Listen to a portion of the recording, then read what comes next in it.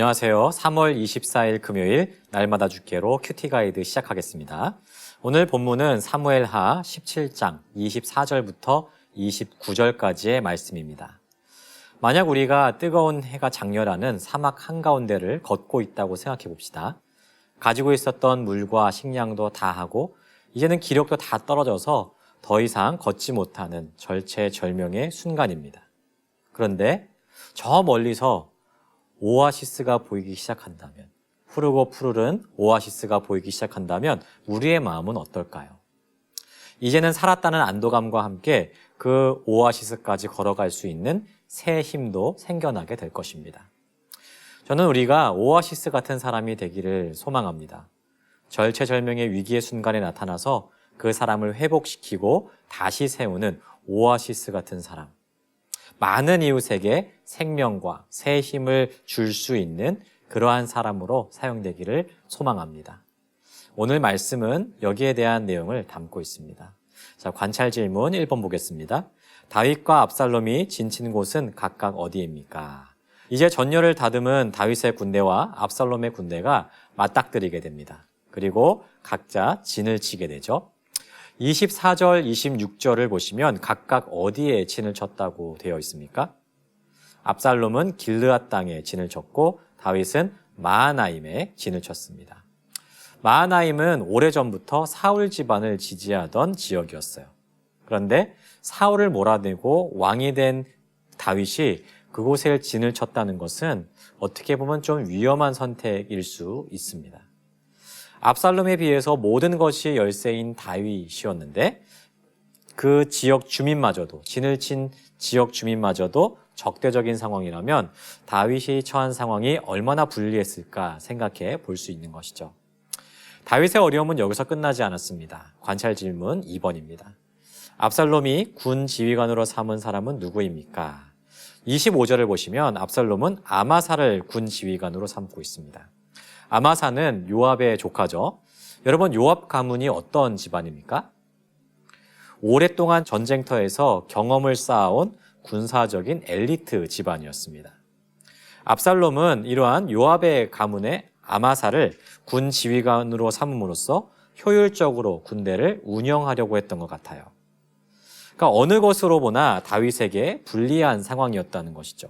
후세의 계책으로 시간을 벌어서 군대의 전열을 다듬기는 했지만 압살롬의 군대에 비해서는 여러모로 열세인 상황이었습니다.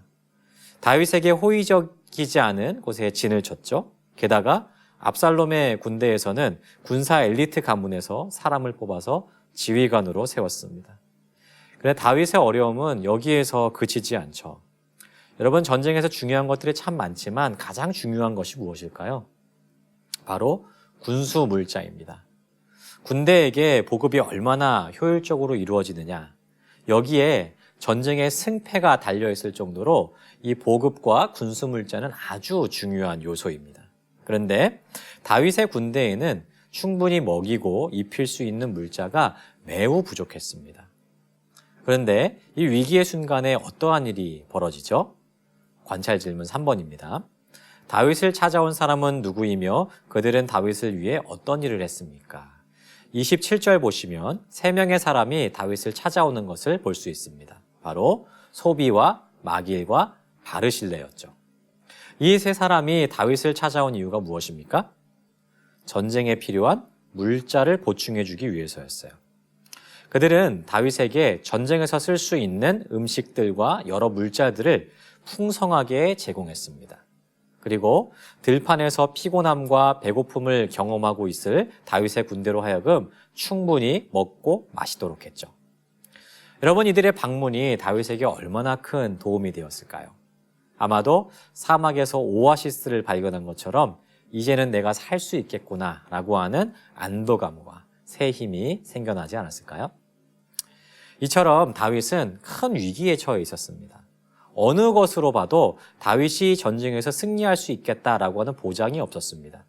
오히려 모든 부분에서 불리해 보이기만 했죠. 하지만 이 세 사람의 방문으로 인해서 다윗은 승리에 대한 신락 같은 희망을 볼 수 있었던 것입니다. 여러분, 이 세 사람의 모습을 보면서 무엇을 느끼시나요? 우리가 이웃에게 어떠한 사람으로 남아야 할지, 또한 이웃을 위해 어떻게 쓰임 받아야 될지 스스로의 위치에 대해서 점검해 보게 만드는 것 같습니다. 하나님은 우리를 축복의 통로로 부르셨죠. 넘어진 자를 일으켜 세우고 쓰러진 자를 회복시키며 우는 자와 함께 올 수 있는 사람으로 우리를 부르셨다는 거죠.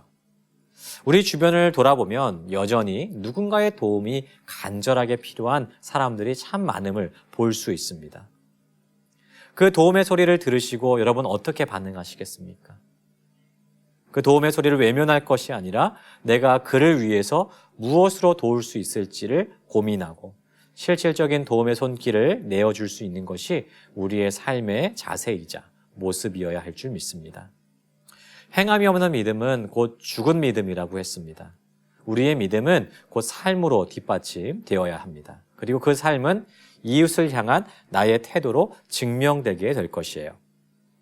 지금 우리 주변을 한번 돌아봅시다. 그리고 나의 도움이 필요한 사람은 없는지 한번 살펴봅시다. 그리고 그 사람을 무엇으로 도울 수 있을지, 어떻게 도울 수 있을지 고민하고 실천합시다.